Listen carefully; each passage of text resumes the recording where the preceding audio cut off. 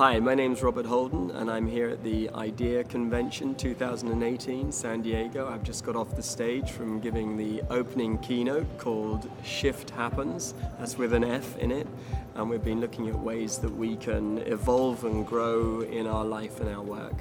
I think it's fair to say that all of us hit our bumps in the road. You know, all of us have our dark nights of the soul, so to speak.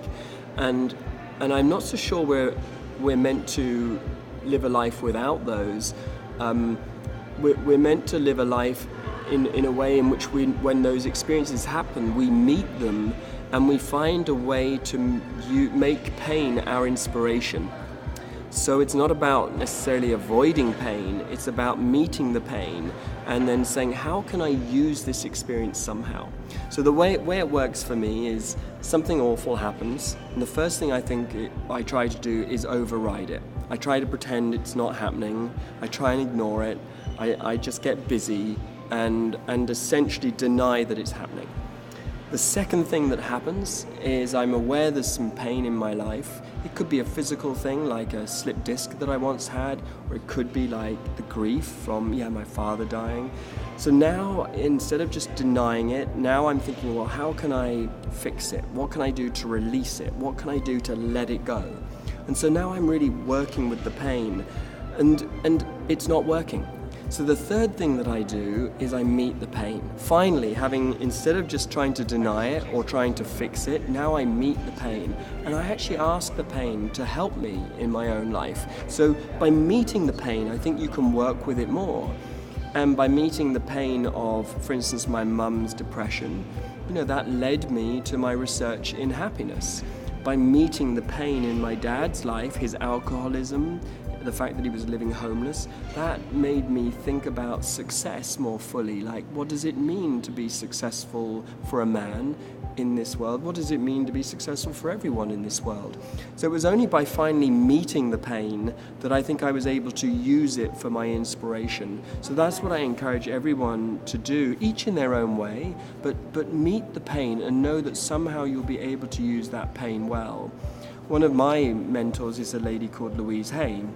And I wrote a book with Louise Hay called Life Loves You. And Louise used to say, whenever she was in any pain, she would say, out of this experience, I can grow. And that affirmation, out of this experience, I can grow, I've found very helpful for me too, because we're not denying the pain, we're not pretending we're not in pain, we're saying this is painful, but I'll use this pain to grow somehow. And I think when you say something like that, that's what alerts the other forces in your life to support you and help you along your way.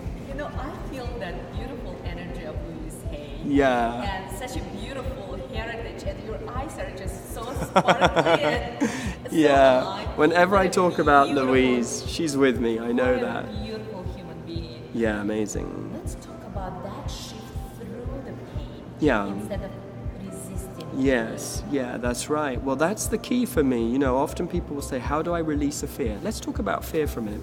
Like people were asking before I went on stage today, there's 2,800 people, like, are you afraid? And I said, yes.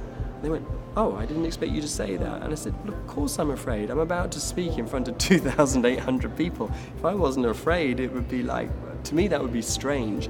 The point is I'm honest about the fact that I'm afraid. And then I also look at why I might be afraid. Now, sometimes when I'm afraid, it's because I want the audience to react well to me. So I know when I'm afraid, I've started to focus on the outcome of the talk instead of the intention behind the talk. So sometimes this is how I use fear in a good way. Like if I'm afraid, maybe it's a sign I'm thinking about the outcome instead of the intention. So I'm trying to welcome the fear. I'm trying to say, let's not resist it, let's not deny it, let's work with it and see. And also sometimes it's like, well, why am I afraid? Well, it's because I think I've got to do this talk by myself, instead of allowing myself to be inspired and guided and supported by my higher team, like who can support me in giving it a good talk. So this way I'm using fear, instead of denying it or fixing it or reframing it or trying to be positive about it, I'm just being honest, and then I'm using it hopefully in a way that helps me to give a better talk. I think like being present, that's half, well, I was going to say half of the key to everything. I think it's probably the whole key to everything. You know, the more present we are in everything we do, like for everybody here, for instance, the more present you are as a trainer, the more present you are as a Pilates instructor, the more present you are as a yoga teacher, that brings whole other qualities into your work, other than if you were just doing it by rote, you know, and just on routine or repetition. So being present is huge, yeah. And being more, even more real. Yeah, well said. People love that. Yeah. It is emotional connection. That's so true, well There's said. so yeah. many trainers, thousands of them, but the one that you will connect, Yeah. it's not his certifications. It's Yeah, not his yeah, well muscles, said. triceps. Yeah. Yeah. How fast he runs. Yeah. It's going to be that emotional connection. Yeah, well which said. you bring to the audience. Thank you. Look at the people who were thinking and waiting for you, and you were so That's so precious lovely. to give your time and your attention to each one of them. Thank you for saying that. That's lovely. Yeah, that's cool. Well, that's what it is. I think everything I've learned has brought me back to presence. You know, being present in our lives, finding more now in our lives. You know, so often we're so busy, so manic, so hyperactive, chasing the happiness, pursuing the happiness, chasing the success, looking for the love.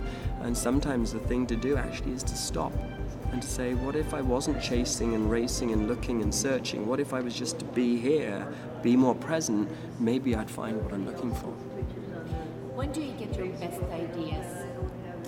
It's a good Anywhere. question. It varies. Sometimes in conversations like this, you know, we get talking and then things start to happen and you get a sense of it. Sometimes it's on the stage when I'm talking to the audience, you know, like I get a feeling because somehow in a conversation another energy takes place. So it can be that way. Sometimes when I'm writing, I often think of writing as an act of listening. As a writer, I'm listening for the ideas. I meditate every day, so that helps as well. I tend to, these days, it's a little shorter than it used to be, but I would say there's a 15-minute piece which is for my being. I call it just being time. You know, so much of my life I notice is like doing, going, getting, wanting, having, chasing, learning, helping. You know, there's lots of ings in my life, but being, that's my meditation time, and I find that really helpful. When you were invited to sit down with Oprah Winfrey, Yeah. how did you feel that moment? All these Yeah. years of hard work and struggles. Yeah. Well, it's such a great question, and you know, it really follows on nicely from what we've been saying, because Oprah Winfrey is one of the most present people I've ever met. We did the show live, and I was actually meant to do 3 of the 8 segments, and she kept me on for 7 of them. And it was because we were having a conversation she was enjoying. So the floor manager would come in the commercial breaks and say, I'll take Dr. Holden away now, and Oprah said, no, wait a minute, I'm having a conversation with Dr. Holden here, he's staying on. So it was really easy for me, because whenever someone's present, you have a better conversation. You know, when someone's interviewing you as a journalist, you can have a good conversation. But when someone's interviewing you as a person, your conversation's going to be so much better. So she was truly, of all the interviews I've done all around the world, I mean, there's a reason Oprah Winfrey's Oprah Winfrey, and I think it's because of how present she is. Your book, Authentic Success, Yeah. took you 9 months to write. What inspired you to write about authenticity? Well, you know, I think for a lot of us, we define success in a way where we're feeling like we're never quite there yet. We're defining success in a way where we feel like we're failing, where we have to work harder. We suffer from what I call destination addiction, which is that we create a definition of success and we put it into our future, and then we strive after it. But if we're not careful, we spend our whole life chasing this definition of success which belongs to the future. A successful life really can only ever be the one you're living now. You know, so at some point you have to define success more immediately, more about here and now, but also you have to be willing to, I think, to really, if you're going to define success well, you have to be willing to listen to your heart, and you have to be willing to trust the wisdom of your true voice to help you know what success is for you. And that's a journey, you know, that's a very big journey. It's an ongoing journey. And I think there are times in our life where maybe the definition of success we had 5 years ago might not be the definition of success for now. Maybe we need to update our definition of success so as to accommodate new inspiration, fresh ideas, something that wants to be born in us now. You know, so your definition of success, I think, has to be a living definition, not fixed, and that is something that you grow with, that you grow into, and it supports you in your life. Yeah. You have 2 beautiful children. Yeah, I do. And it says abundance. Yeah. On the picture, what a beautiful, beautiful. Yeah, on my message. telephone. Yeah, that's right. It's true. We got the 2 pictures, and I've got it here, haven't I? Because we took pictures together earlier. So yeah, that's Bo and Christopher, my daughter Bo and Christopher. And yeah, my wife made this sign for me. So I always smile when I get pictures taken because I get to see that. So that's pretty good, isn't it? Most of all, it would be, I think that they always remember that they are entirely lovable, and that if they know that they are lovable, that they can trust that, and therefore they can follow their joy and really love themselves and live a life they love. Can I take the book for a minute? I'll see if I can find it in here.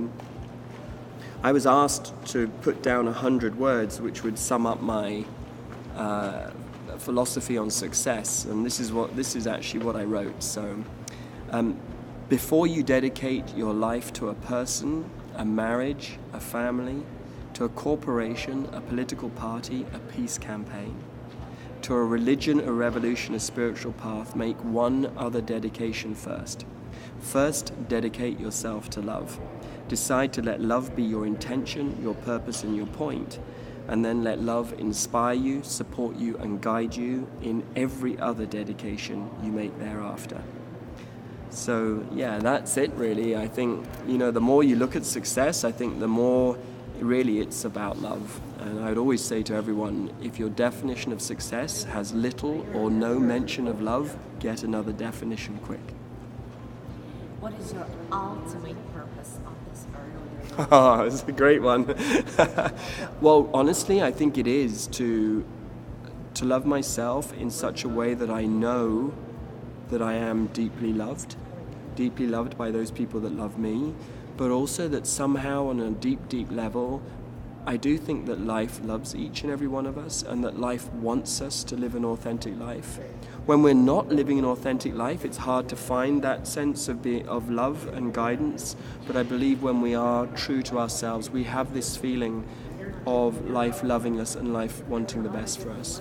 So ultimately, I would say I think the purpose of my life is to be the presence of love for people, and to do that in quiet, normal, everyday ways, not from a stage. I actually think, doing it from a stage is great, but I think the qualification for getting up on the stage is that you do it in your everyday life, in the small moments. And if you do it in the small moments, then maybe, you do that enough, then you'll end up on a stage one day and share the wisdom that way too.